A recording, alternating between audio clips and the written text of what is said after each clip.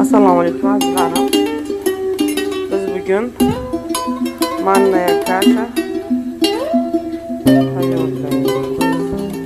1 litr sutga biz 5 osh qoshiq manniya qo'shamiz.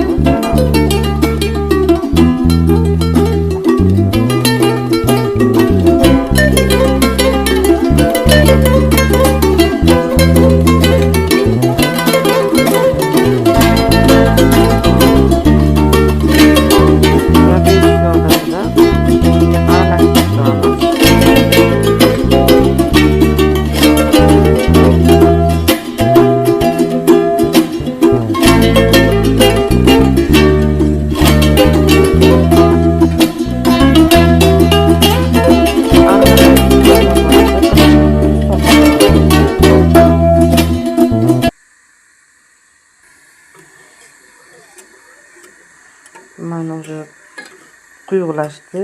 Bu quyuqlash pishishga yaqinroq holat degani. O'shanda biz sinib ketdi.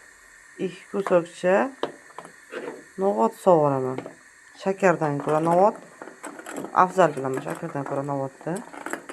Bunga hech qanaqa infeksiyalar yoki hasharotlar qolmaydi. Hasharotlar biz yoshligimizda eshitganmiz. Bizga postoyanno aytib kelishgan. Ochiq shakarga ko'p hasharotlar tuxumini qo'yar ekanda, ochiq holatda qolsa.